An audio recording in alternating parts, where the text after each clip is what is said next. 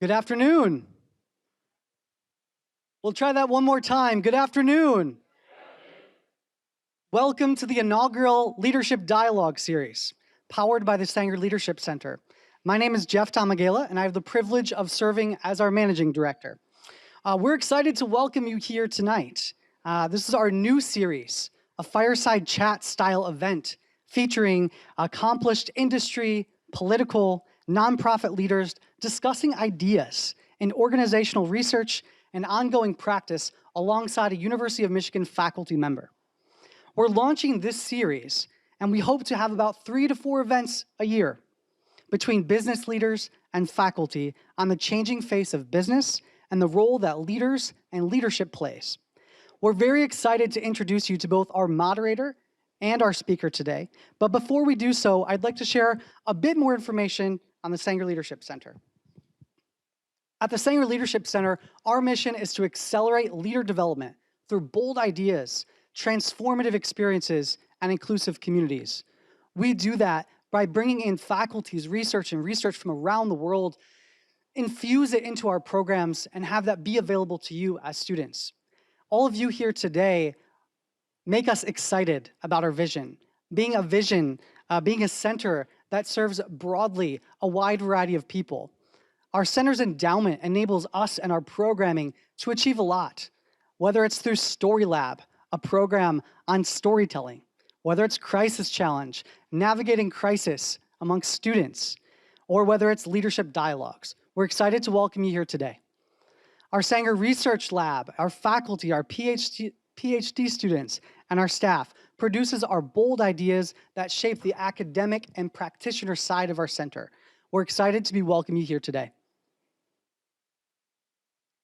What I'd like to do first is I'd like to introduce our moderator, Lindy Greer. Dr. Lindy Greer is a professor of management and organizations here at Michigan Ross. She serves as our faculty director at the Sanger Leadership Center. Her research focuses on how to lead effective organizational teams with specific interests in leadership skills and conflict management, diversity and inclusion, vision crafting, and the communication of emotions. Lindy is published in top management and psychology research outlets such as the Academy of Management Journal, Organization Science, and the Journal of Applied Psychology.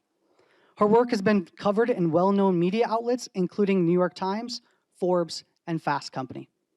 Lindy is currently the associate editor at the Academy of Management Journal and on boards of 6 of the top management and psychology journals, and has served on boards of professional associations such as the International Association of Conflict Management and Conflict Management Division of the Academy of Management. In just a moment, we'll welcome Lindy Greer. Lindy will have the pleasure of engaging in the fireside chat alongside our speaker, Mary Barra. We are so honored and pleased to have Mary Barra to serve as our inaugural speaker at this event. Mary Barra is the Chair and Chief Executive Officer of General Motors. Under Barra's leadership, GM envisions a world with 0 crashes to save lives, 0 emissions, so future generations can inherit a healthier planet, and 0 congestion, so customers can get back to a precious commodity, time. Prior to becoming CEO, Barra served as GM's Executive Vice President for Global Product Development, Purchasing and Supply Chain since August of 2013, and as Senior Vice President of the Global Product Development since February of 2011. In these roles, Barra and her teams were responsible for the design, the engineering, and the quality of GM vehicle launches worldwide. Previously, she served as Vice President for Global Human Resources, Vice President, Global Manufacturing, and Plant Manager for the Detroit Hamtramck Assembly. She graduated with a Bachelor of Science degree in Electrical Engineering in 1985, followed by a master's degree in Business Administration from Stanford Graduate School. And she is a diehard University of Michigan fan growing up and going to the big house. Let's please give a round of applause and warm welcome to our moderator, Lindy Greer, and our speaker, Mary Barra.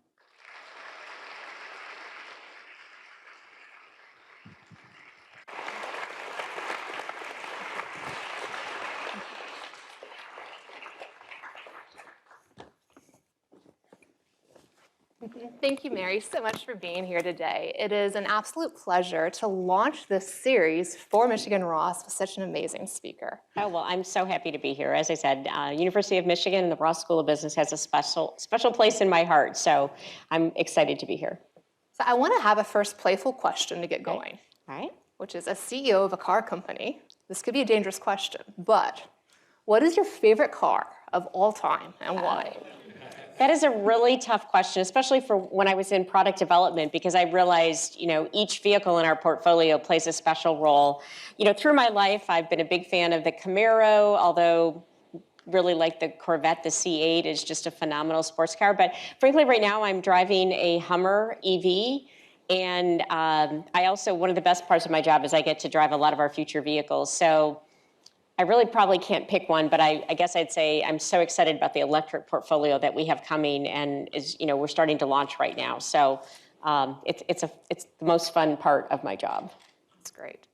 Well, I want to talk a little bit first just about you and your journey as a leader. What you've achieved to be a woman CEO of one of our big three car companies is incredible.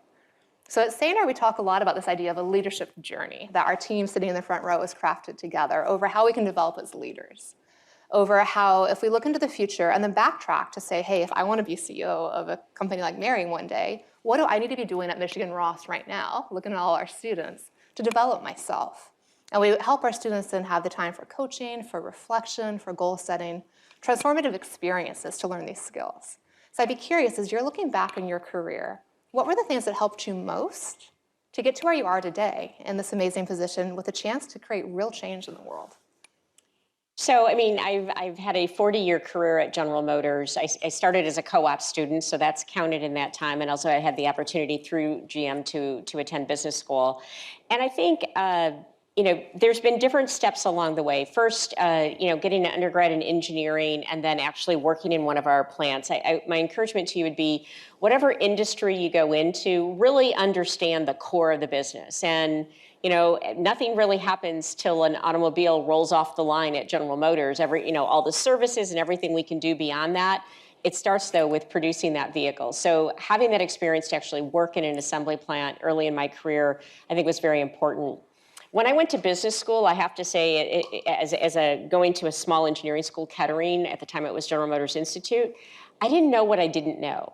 And so going to business school, and I took a variety of classes from tax to corporate finance. A lot of required classes, but also a lot of operations management classes, because I always had an interest in manufacturing.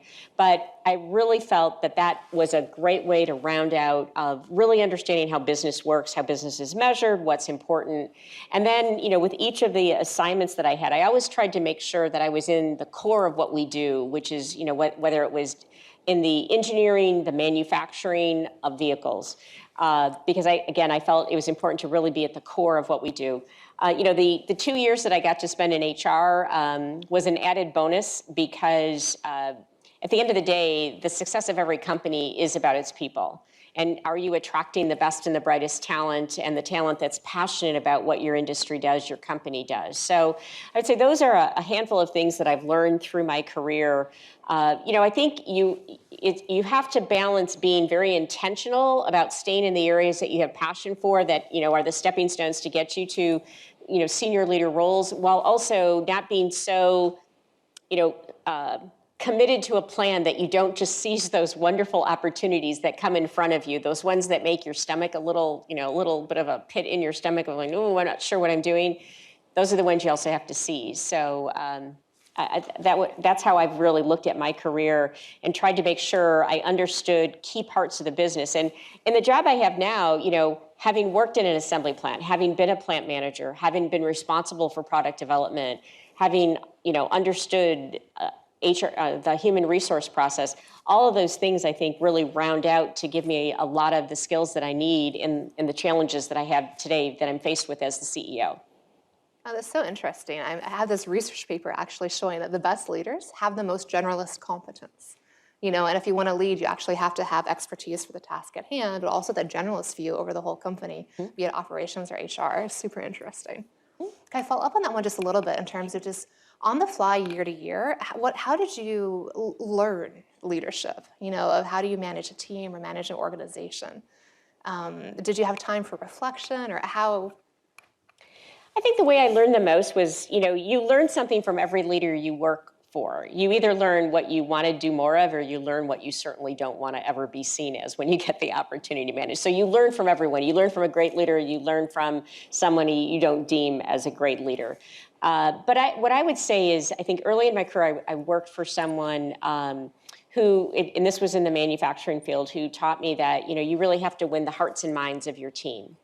And so I think the most effective leaders really care, truly care about the people that work for them, want them to have the best, invest in them, and that kind of passion, because there's so many challenges that you're going to have that you want to build a relationship with your team or with your peers or even with your supervisors that they know you're going to work hard, they know you care. So as you face difficult situations, you kind of like, hey, those are the people I want to have on my team because I know we're going to work really hard and we're going to figure out how to solve the problem.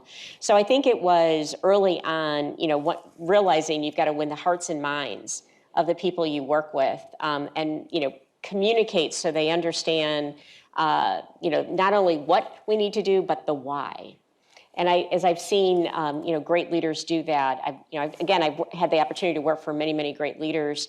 And so trying to make sure that I, try to put all those tools in my toolkit or observations, that's been really, really a part of how I've formed my leadership.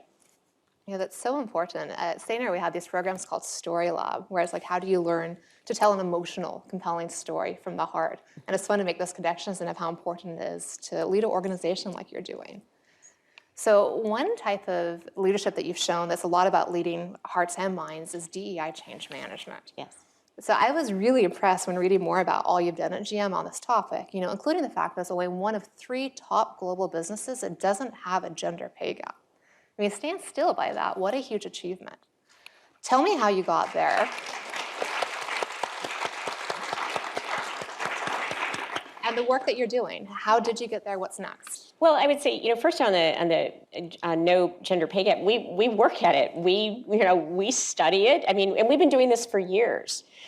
So as it became topical, I was, there's a certain part of me that went, doesn't every company do what we do of actually, assess the data, understand where people are at in the different positions in the company to make sure that there's no bias there. And if we find it, we fix it. And so, I can't take any credit for it. Sherry Alexander, who worked at General Motors for many years in the HR field, was one of the leaders that just instituted that as a process that General Motors had for years and years and years. And, frankly, as we implement better HR systems, we can even be better at it because we have, more data to get more refined to make sure that we're addressing that. So, again, it's something I'm proud of and something I can take absolutely no responsibility for. But I think, when we look at we've been working from a diversity perspective for many years. In fact, I would say 25 years ago, investments made in me as the company was focused on developing people of color, developing women, giving them opportunities is why I was ready, 8 years ago to be able to be in a position to be even in the dialogue of becoming the CEO. That doesn't happen overnight. It happens, 10, 15, 20 years earlier in your career. And General Motors had, again, it's like one of the best kept secrets, but had a pretty robust diversity program where, leaders held their leaders accountable to make sure that they were developing diverse talent. And so, that's been a fundamental. But one of the things I've learned is it's not something, once you're doing it well, it doesn't automatically keep happening. You've got to continually invest in it. And so it's been something I consider myself at General Motors to be the Chief Diversity Officer. We have a person whose total role is our Chief Diversity, Equity, and Inclusion. But I feel that it's very important that I feel that accountability, and I hold my direct team responsible for their results. I meet with them each individually, and we look at, how are they doing on hiring diverse talent, promoting, training, and advancing.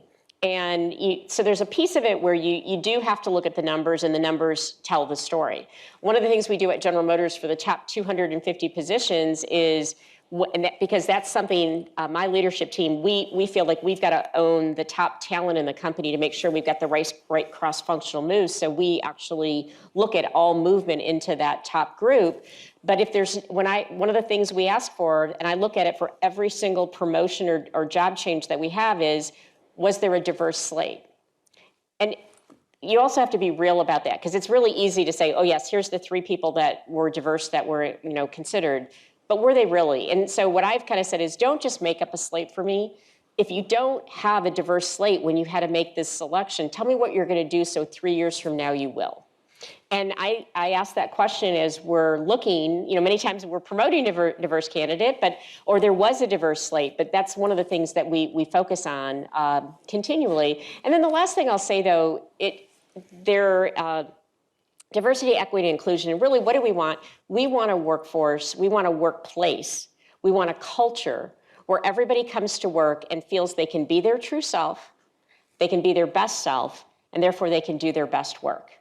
And creating an environment that recognizes and accepts differences, that celebrates differences.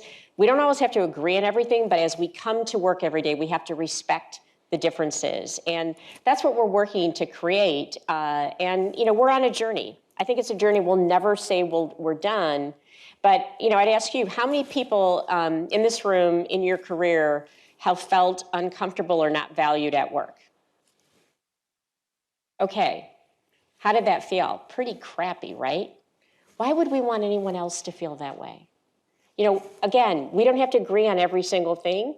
We don't have to agree on virtually anything, but we should respect each other and make sure that people's voices are heard. And, we want different points of view as we're making decisions or looking at how we should design a vehicle or how we should approach a different task. So I think one of the things I learned from one of the people in our diversity team, she said, at the end of the day, we can talk about it and there's so much research, it's how we make each other feel. And that's something that I really took to heart, because every day I can reflect and say, with the 10, 20, 100 people I interfaced with, did I make them feel valued, respected, or did I dismiss them? And that's something I can ask myself every day and hold myself accountable to. And imagine if we all did that, we wouldn't have a room of people all raising their hands that at some point in their career they didn't feel valued or respected. So we're on the journey. We don't always get it right, but that's the journey that we're on at General Motors. Just so many good things in that answer. So one, I wanted to talk about data. So Michigan just launched a new class on data analytics for DEI. And it's interesting that GM was so far ahead of the game for that. Really cool to hear. Resources has to go to DEI, I also heard you say. I have a research paper that just came out showing that if you don't fund DEI efforts, they actually backfire. And so I love that. And the third one I actually want to ask a follow-up question on, which is, how do we create a culture where we can celebrate difference? The world needs more of that now. How have you found ways to scale that to where you're able to really move the needle, not just on the numbers, but also on the culture?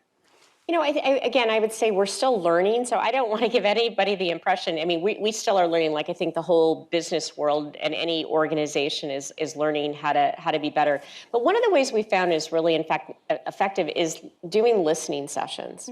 And it can be at all levels of the company. After the George Floyd murder, after that happened, we really, at General Motors, that's when we really launched our equity inclusion. That's when we named somebody above our person who focused on diversity in that team. But we also started listening sessions at all different levels of the company. And, I think a lot of us make assumptions, but listening and understanding and really demonstrating that empathy and putting yourself in someone else's shoes, I thought, really helped everybody start to recognize that those differences and different backgrounds and experiences can be very, very, first of all, you learn a lot and you're like, wow, I never knew that. I can now be I can be better attuned to what I do because I've learned something new from people I had no idea of what they've gone through or what their experience was at General Motors or what their experience was in a different country where they grew up. And so I think listening to really learn, empathetic listening, not listening to, file it away in a certain place or negate it, but just listening and taking it all in, I think has been one of the things that has helped people advance. So we're still learning and experimenting. We're doing training. We start a lot of our meetings. We start because safety is so important, because we want everybody to leave in the same way they came to work, maybe a little tired, but whether they're working in one of our plants or in design or R&D or engineering, wherever they're working, we want everybody to return home safely, every person, every site, every day. But we also recognize that so starting a meeting with a safety message, we could also start a message with an inclusion message, and for people to understand and just to keep adding to that body of knowledge, because once you know, it's hard to it changes how you think. So just a few things that we're working on the journey. I love those hacks. So more listening, and I love inclusion shares at the start of the meeting. Sainer, do we want to do more of that one? That sounds great. So another topic I wanted to delve into, speaking of listening, is crises. You've led successfully through some big ones. The ignition shift in front of Congress, a global pandemic, supply chain issues. What was the toughest one for you personally as a leader, and how did you get through it and get your organization through it? Yeah, I think the toughest one was the ignition switch recall, because unfortunately, there was a series of steps that were taken that people didn't understand, but it led to tragic consequences because some people lost their lives. So I think that was the hardest, to recognize that over a series of 10 years, actually, the ironic thing in the ignition switch is most people feel like, oh, you finally were caught. We actually finally figured it out and went forward and kind of reported ourselves, but it took too long. And so, what I learned, there were so many things I learned about it. Right away, first, we got a team together, because when you're in a crisis, day one, you don't know everything. You just don't know. You're in this information gathering of what happened, what really happened, how did it happen, why did it happen, and that doesn't unfold in a 30-minute meeting. It unfolds over the course of days and weeks and sometimes months. And so we gathered a team of people, and we were guided by 3 principles. We're going to do everything we can. We're going to be transparent. We're going to do everything we can to support the customer, and we're going to do everything in our power to make sure it never happens again. And we were guided by those 3 principles. And I think one of the things is the first one about being transparent. If anyone thinks, and whether you're in a 5-person organization or a 50,000 or 150,000 organization, you can't, when you've got an issue, you've got to be transparent. And today, with how fast the speed of communications moves, you maybe think you have days, but generally in times you have hours. And so being transparent, and we admitted that we were wrong. We admitted that we were sorry. And then we started going about the steps we needed to take. So what other bigger, as I reflect now after 8 years, what did we learn? One is you've got to do the right thing even when it's hard.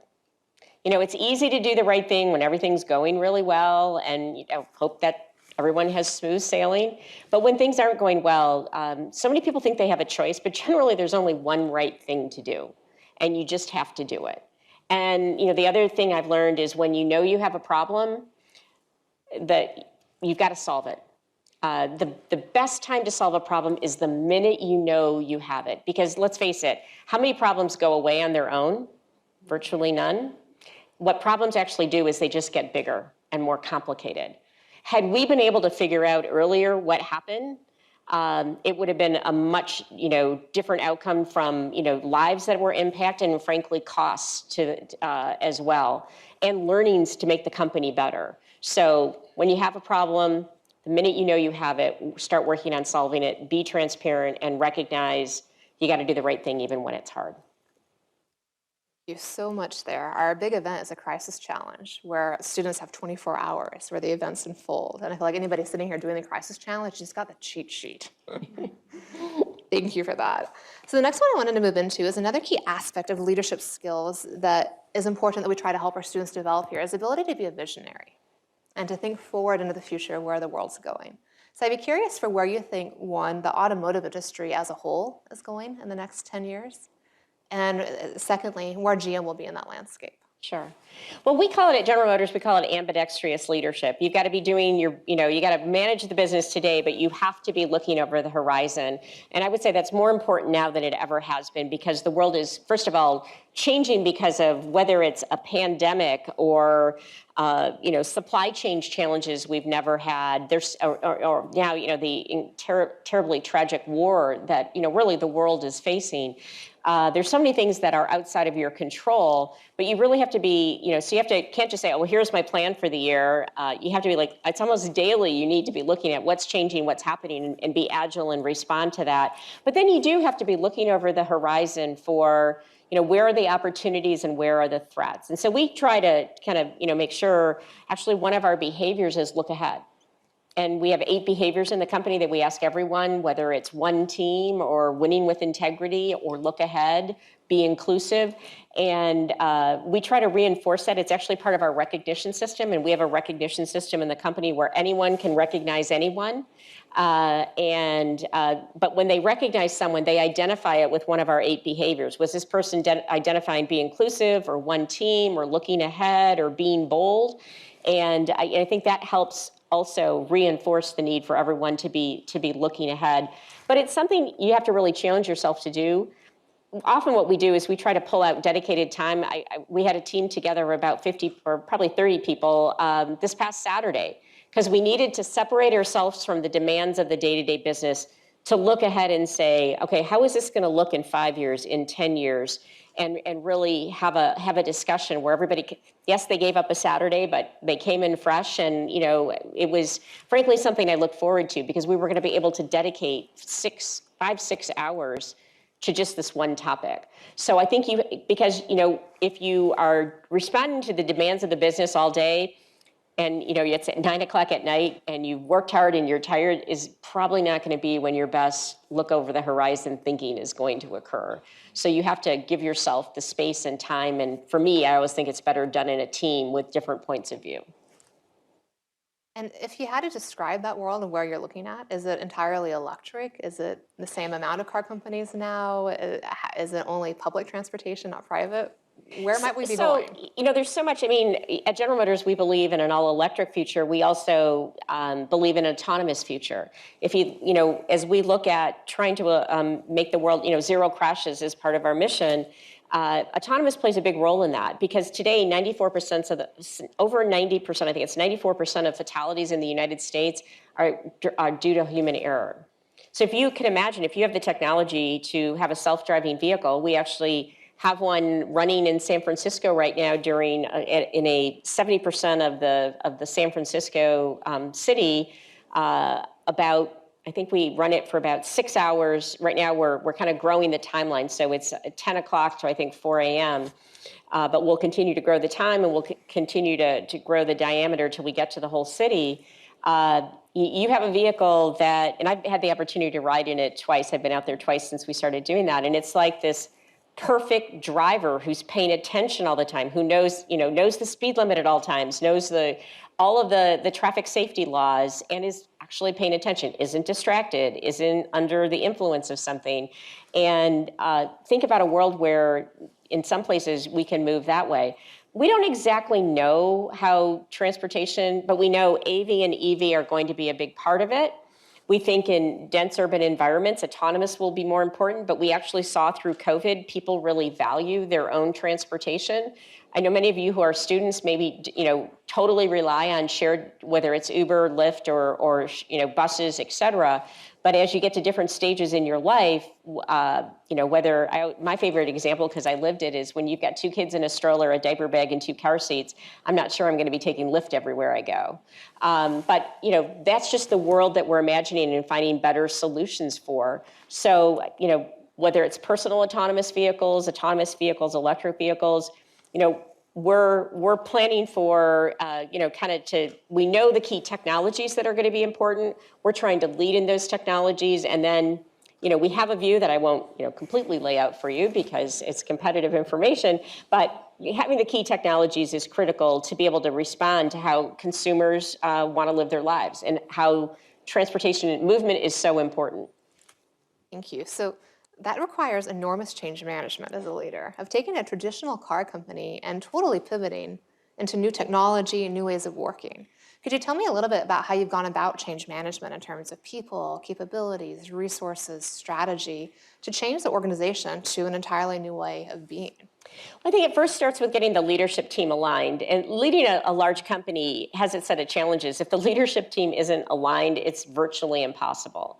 But that's not just me saying this is the future. It's getting together. And again, we have a very diverse leadership team, people from other industries, from other companies, different points in their career, different training from an educational background, different experiences, and all that comes together. And we try to look ahead of what do we think the world is going to be, and then set our strategy.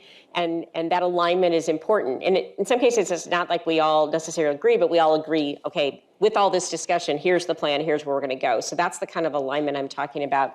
And then it's communicating. You really need to make sure your team understands not only the what, but the why. Because then one of the things I love about General Motors, if the talent of the team, if they understand not only what they're doing, but why they're doing it, they're just unstoppable.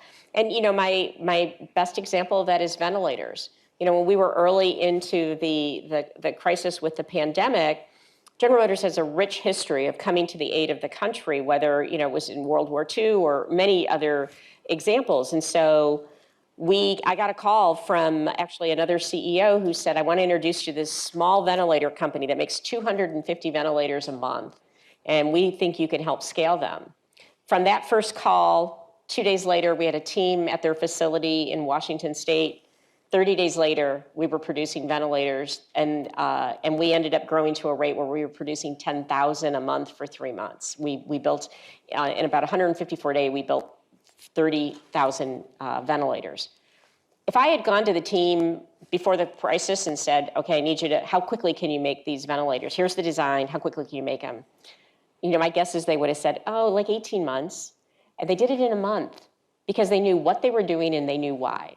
When we had to deal with semiconductor shortages, when people understood, okay, here's the chips we're going to get, here's the ones we're not, how do we optimize for our most in-demand products?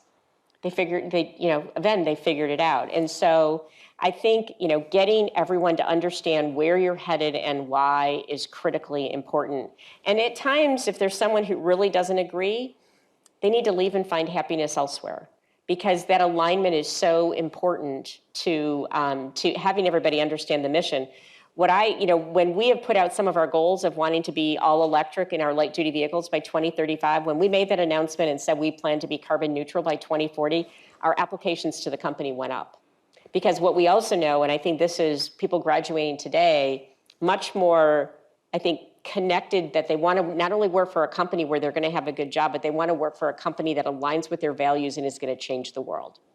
And that's where they choose to work, because in today's market, talent has the choice to go where they want to go. I actually had a question exactly on this. GM has a very young workforce compared to many of the auto companies. How does that dovetail with the changes you're doing? What came first? Did you have a younger workforce that helped make it easier to jump into EV, or you're starting to go to EV and autonomous, and then the younger workforce came? And how are you managing the culture around this? So it's a little of both. I would say we just ended up, just because of the structure of the company, we had a lot of natural attrition. And so, right now at the company, of our technical talent for sure, but if we look across our whole salaried workforce globally, most people, 40% of people have been with the company less than 5 years. And that was a lot of just due to natural retirement. As that attrition occurred, we were able to shift the resources to more software-based engineers, because the vehicle, in addition to battery electronics, the vehicle is also becoming, is a software, not becoming, it is a software platform. And so that allowed us to make that change. But I'd also say, very different than 40 years ago when I started at GM. I would never have thought, well, first of all, we didn't have email. I know you're like going, oh my God, how old is she? But we didn't have email. We used to fax things to each other, or pick up the phone, which is not always something we should probably do a little bit more of. But anyway, we use the communicating and getting people to really understand where we're headed, and getting the message out, and making sure that everybody understood. We use that to be a really important piece of getting that understanding. So as we look at getting that alignment, But what I would also say is I've never, now I probably get 2 to 3 emails a week from an employee saying, what do you think about this? Or here's what I think we should be doing. But one of my favorites was, and I respond to every one of them, or I send them to someone and ask them to respond on my behalf if I don't have the right, the most information. They don't need to just, hear me give a high-level answer if I know somebody can, type a response in 30 seconds because that's what they do all day long, and they're the expert on it. But I had one from an engineer who wanted to really know our commitment early on to battery electric vehicles. And so I said, I shared with him that we were committed. And he came to me. He's actually one of our battery engineers. So I think he wanted to make sure he was at the right company. And about 3 years later, he was actually presenting at one of our investor day on batteries. And he said, I sent you that note because I wanted to know if you personally were committed, because if you weren't, I was going to choose to go somewhere else. So, we live in this world now where it's not the hierarchy I used to think about, but, people feel free to reach out. And we have to create that environment where, people know you're doing what you say you're going to do, and you have a vision, and it's not just something that is on a banner on the wall, but it's real. I'm inspired by that. That's really amazing. A lot of my research is on hierarchy and how do you make hierarchy feel less hierarchical. In order for organizations to innovate, to be agile, to go electric, you have to feel flat. And to be able to flatten all the layers of organization where people feel comfortable to reach out is really amazing. Yeah, you have to. To me, it's always a blend. Like I said, I welcome, the emails I get. Some of it, because if they're serious. If, I'm getting somebody, that wants to change the work schedule because it doesn't work for their personally, then I'm like, okay, I'm going to turn that over to our head of HR and let, that person. And, but if it's a serious question about the company and where we're going, I take that very seriously. But you do need structure in a company because at General Motors, for instance, at any point in time, we have 100 vehicle programs in flight. That means they're on the conceptual drawing board till they're being built in a plant. If we don't have some type of structure to make decisions to make sure we're safely building high quality vehicles that are safe, we're going to have chaos. And so you've got to find that right blend where people feel that they can be bold and they can speak out and they can reach high in the organization, but also that we're following process and hierarchy to make sure we deliver high quality, safe vehicles to people every day. So it's a balance. Oh my gosh, you just made my day. That's my research paper of the year I'm working on, is you need hierarchy, but it needs to be flexed. That you need the hierarchy, but you need what we call bursts of flatness, where there's clear structure, clear coordination, but the moments and where people can brainstorm and reach out and ideate. Well, and a perfect example of that is in the ventilator project, there was no level. There was one leader, but it was more like a captain of the team getting all the different skill sets to work on the team to get the job done. And so it was very flat with a coach and a roadblock buster. So that was a burst. So cool. Okay, well, I know we have a lot of questions in the audience. So let me turn it over to you all for the last maybe 10 minutes or so, and then I'll call it back up for the final question. Sure. So we have a first hand up here in the second row. Hi. Nope. Can you hear me? Yes. Okay, great. Hi, my name is Tiffany Sadek. I'm a professor from the law school, but I came here from GM. So I worked at GM for quite a while. One thing that actually stuck out to me when you were talking about how there's like less pay disparity is something I wanted to throw out there really quick. It was the only place I've ever worked where every year I got an email telling me how much I made in comparison to other people my level. So I thought, the first time I got that, I thought like, oh, was that an accident? Did you mean to send that to me? But it's great to know where you stand with comparable people.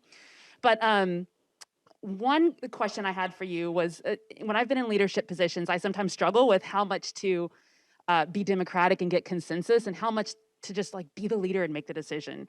And when you've had to make tough decisions where there's not a clear answer, like, so an example would be like selling off the European, car makers, like where it's like, I don't know for sure this is right. Like we kind of know like electric vehicles, at some point that will be the future and we need to be a first mover, but in something where it's like, I don't know the answer. How much do you get consensus and how much do you just say, okay, I'm the leader and I need to make a decision, and how do you navigate which course to go in big decisions like that where there's not a clear answer?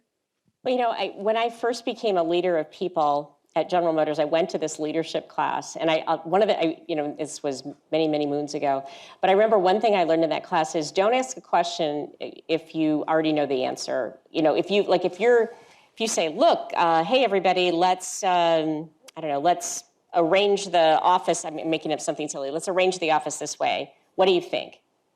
If you ask people, what do you think, and then they give you what they think, and then you just ignore it, you tick them off.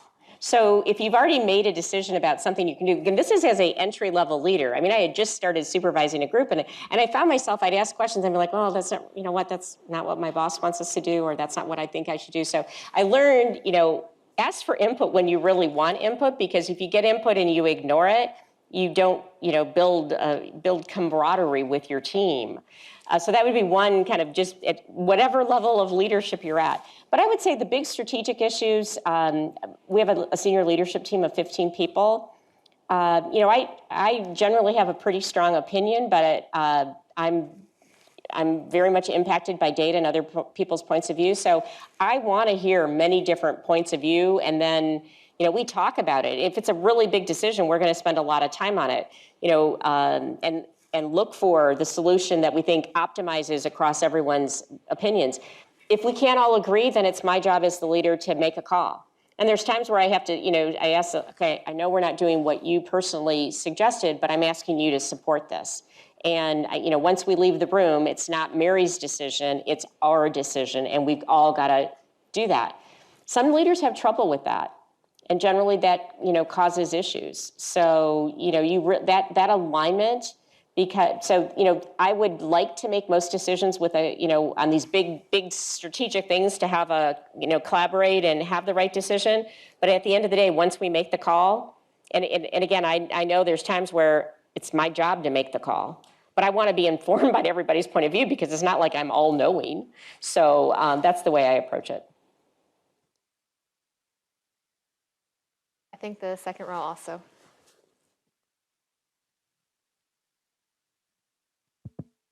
Hello. Hello, my name is Madhav. I'm a sophomore studying mechanical engineering. I had a question. So I was wondering, there's a lot of public concerns with both EVs and AVs, from like range anxiety and charger infrastructure to just general trust in autonomous vehicles. So how will GM sort of address those public concerns? Sure. Well, I think having a robust charging infrastructure is going to be very, very important for widespread adoption of EVs, because it's a reality. Again, when we want to get to 30, 40, 50% of the vehicles sold every year being electric vehicles, we are then reaching, I'll say the majority of the workforce, or the majority of the people who live in this country who only own one vehicle, and they need that vehicle to work for them every day. It's not today, it's the second or third or fourth or whoever knows what vehicle in their, in their garage or, stable of vehicles. And that's just because it's, they're generally very expensive. But as we get to affordable EVs and we want to get to levels that we really think we need to from an environmental perspective, we've got to make sure we have a robust charging infrastructure. General Motors is working with a lot of startups. We're working with existing companies. We're also providing input to the government now that part of the infrastructure bill that was passed, the IIJA, has provisions for charging infrastructure, as well as we're having conversations with the energy companies, because there's many cases where there's enough, but if you think about it, we're only as good as the weakest link in the grid. We've proven that a couple times in the last 20 years. Just most recently, I think Texas had energy grid issues. So those are challenges that have to come together to support widespread EV adoption. From an AV perspective, my biggest view on that, or my view on that, not my biggest view, my view is just get people to ride them. Because like I said, we had a great example of someone who rode in our autonomous vehicle and then had to take a lift to the airport, or maybe it was an Uber. I don't want to pick on either one of the companies, but they were like, oh my God, the autonomous was such a better, less stressful ride. Because you think about it, you get into today's rideshare with a driver, and it's only as good as the capability of that person's driving ability, and there's huge variation. So this is like a well-trained, paying attention, dutiful driver every time. So I really believe the way that autonomous vehicles will be adopted is people understanding that. And when you understand, you're an engineer, you said, right? Software engineer? So if you have LiDAR, radar, and cameras, and all that sensor data is being fused together to tell that vehicle what to do, It's pretty powerful. That's always paying attention. So. Hand over there, I think was next.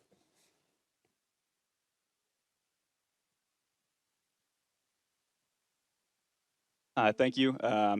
Eric, I'm an MBA and a master's in environment and sustainability. And I have a question about how as a leader you approach the balance between business incentives and then community impact. And to give some color for that as an example, GM has set some really incredible, as you mentioned, dedication to an electric future, which is important for both air quality, which is great for communities and urban areas, as well as the climate.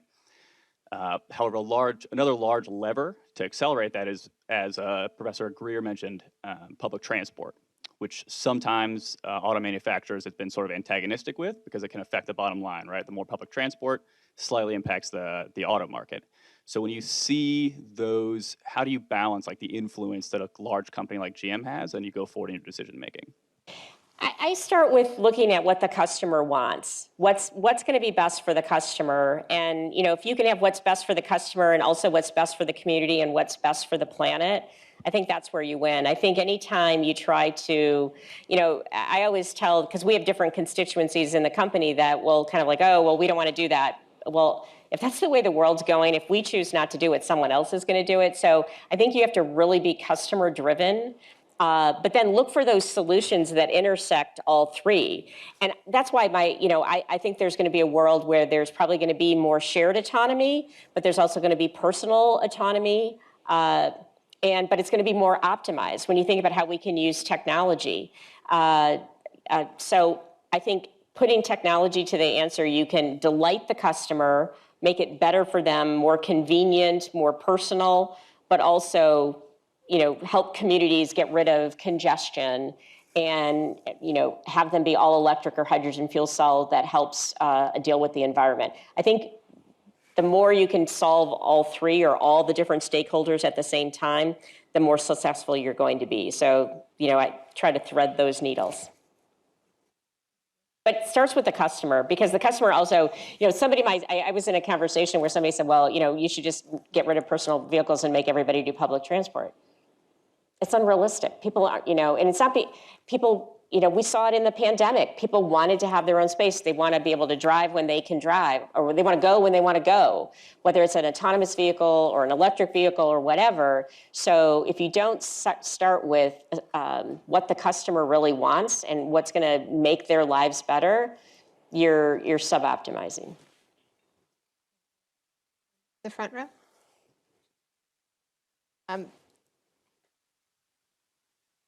You guys hear me? Yes. Mary, I want to thank you for your time. Mark Keith Smith. I'm a second-year business school student here at Ross. Similar to you, my undergrad education was in engineering. And I'd love to get your perspective on this. I'm going to make the assumption that when you were an engineer prior to becoming a senior leader at General Motors, you're more attuned to making decisions based off of quantitative data. I'd love to know how you became more comfortable making decisions in light of imperfect information. So I guess my question, as CEO of GM, how important is your gut or entering a meeting with a perspective when you need to make a call in light of that imperfect information? I would find in most of the decisions that come my way, it's imperfect data. So I don't know if at the MBA program here, we had this class called Trees, but it was decision science analysis. I'm assuming you have a class. No, you don't. Well, the funny thing, I'm really old, so there's probably some better class but so we literally in class used to have to and the whole thing, it was to help you make decisions with imperfect data, because it was like, okay, you have this situation, when are you going to get more information? In some cases, so you could actually draw out, what do I know now? And then assume and you'd laid it out. But what it kind of helped you think through is, I'm never going to have all of the information, but how do I know, is there information available that I can cut up? And the reason it was called trees is you drew these crazy trees of decision trees. And you'd find yourself being able to cut off whole pieces of it because you were analytical. This is why I'm confident you have a class like this. You're just using computers to do it.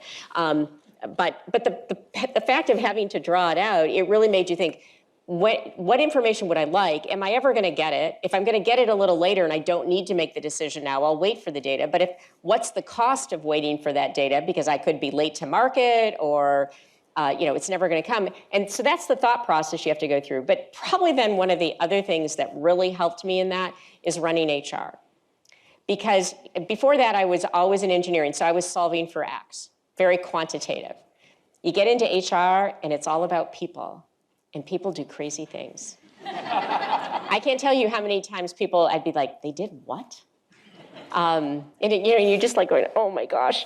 And a lot of times in HR though, and not even because people do crazy things, but you find yourself in a situation where you're not making the best decision, you're making the least worst decision. And for those of you who attended Sherry's class, I'm sorry, this is repetitive, but I think that really helped me understand, as you make decisions, sometimes you don't get to use data, and sometimes you really you got to take what you have in front of you, you got to make the best decision you can. Sometimes you're making the least worst decision, and it's hard. One last thing I would say is look at the stakeholders involved. To evaluate a decision, for us, when we make a big decision, our employees are impacted, our dealers, our suppliers, our unions, our communities, and potentially our government. You can't always solve for all of those, but you should at least understand the impact you have on all those different stakeholders and try to mitigate it. Interesting. We actually, in our core management course, we have a little bit on decisions. I'm trying to backtrack a little bit now. And we do teach using a rubric, of like how do you actually have a rubric to evaluate the hard choices. See, you've made it better. You have the class, don't worry. It's just required in the core now. After 30 years, I know you have it and it's better. Well, it's interesting. I know the one that you took at Stanford of critical analytical thinking, CAT, was the most controversial course there on off for the years because no one could agree about how to teach decisions. They couldn't make decisions about decisions. And so it's interesting. Yeah. It is a hard question. Yeah. So final student question of the day. Anybody really want to have their hand high for this one? I see 2 hands in the back. You won.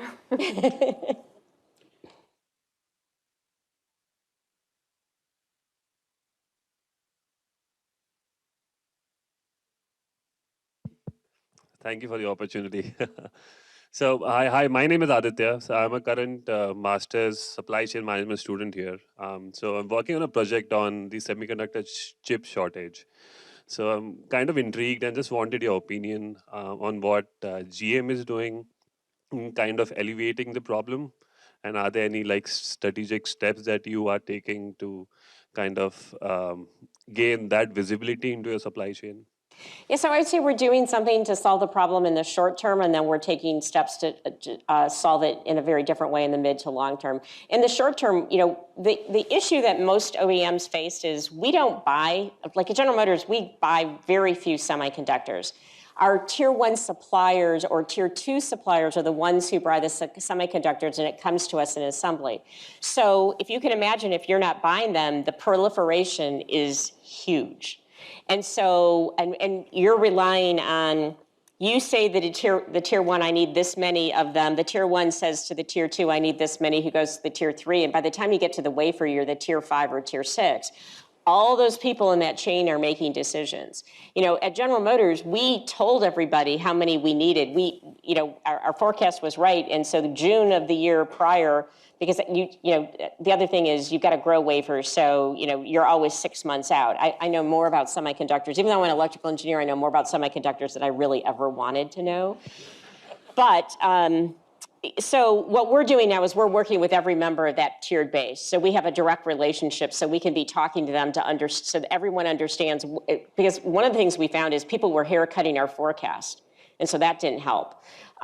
Because of COVID. I mean, it wasn't like people were trying to make their best decisions to manage their business because who knew how fast the industry for autos was going to recover. It just went from virtually nothing to pretty high level globally. So that's what we're doing in the short term. And then what that allows us to do is at the wafer layer, we can actually say, you know what, repurpose that. Instead of, we want to be able to build these most in-demand vehicles, so we're going to reallocate sometimes at the wafer level to get more of the chips we need. And that's how we're looking at it. Broader, we've announced that we're going to be much more directive in the semiconductors. We need 3 broad families, and we're working strategically with a handful of semiconductor manufacturers and foundries to, so we have much more control over our destiny. We have better scale. We'll be able to integrate and take costs out. So short term, long term. So I want to wrap it up now. Final closing question For all the aspiring leaders in the room, any closing words of advice you want to pass on for us for today? Oh, well, I would say at every level, first of all, as an individual contributor, but even no matter what job that you're doing, work really hard. Hard work beats talent if talent doesn't work hard. And so you get noticed when you become the go-to person because you're working hard, you demonstrate results, people trust, they want you on your team. You want to be the person they want on their team when they're facing a difficult challenge. So work hard. The second thing is care about people. As you want to inspire people to follow you, they have to know that you care about them. That doesn't always mean you can do the absolute thing they want you to do, but they have to know you care. They have to know you agonized over that tough decision you made, and that they know you're acting in the best interest, even if it's not in the best interest of the corporation and the employment of all, as maybe the other. The other thing I would say is find something you're passionate about. So work isn't much work. Work's still going to be work. There's parts of every job that. I remember my nephew one time who was in an internship and he was in an assignment where he was doing like Excel spreadsheets all day. And he said, this isn't that much fun. I go, yeah, that's why they call it work. There's going to be parts of your job that is work. But if you work hard and you care about people and you have passion in what you do and you recognize there's, just sometimes you're just going to have to brute force and work through it, you'll do well. And you'll do something that you're passionate about. And I'll just end by saying, wherever role you play at the University of Michigan, you're at an incredible, incredible university. And you have the privilege of being a part of this school or attending this school. So with that privilege and that opportunity that you all have in front of you, there's just so many wonderful things about this institution. You have a responsibility to make sure you have an impact on the world, a positive impact, please, on the world. So, take what you've had the opportunity by being a part of University of Michigan and have a tremendous positive impact on the world. So thank you all for your time and attention, and thanks for all the wonderful questions, and thank you, Lindy. Thank you, Mary.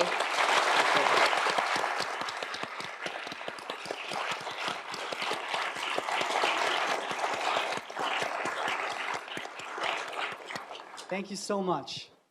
We really appreciate the time in which you've spent with us today. We'd like to present you with a gift. Inside is a picture of a tree. And it represents the Michigan bur oak that's right outside of our building. And trees to us represent leadership. They represent power and change. And so in this bag is a picture of a tree that was handcrafted by a student artist. And so every leadership dialogue speaker that we bring, we will be curating a picture of a tree that represents the story that you can learn more about inside. Oh my gosh. But thank you so much. Thank Please you. give one more round of applause to Mary.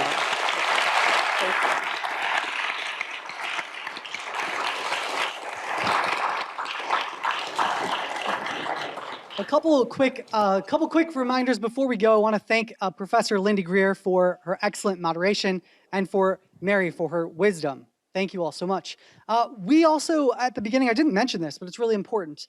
We envision a center that is a place, when you think of leadership, you think of Michigan Ross. We envision a center that is a place where faculty and staff and students and alumni, corporate leaders are coming together to talk about leadership development.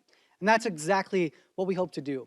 We hope that this program and our center isn't the only time that you hope to engage. And so whether you are a staff member, a faculty member, a student, we hope you sign up for our newsletter, become involved in our center. We'll be having more ways for you to engage. We'll be following up with you all via email. I'd be remiss without saying that our next Leadership Dialogue speaker is going to take place on June 23rd, moderated by Professor Andy Hoffman. We'll be bringing Paul Pullman, former CEO of Unilever. Please join us in June. And for now, I want to thank you all for your engagement, for your questions, and to thank you all. We've got a catered reception right outside these doors in the Stewart lobby. Thank you all. Have a great night.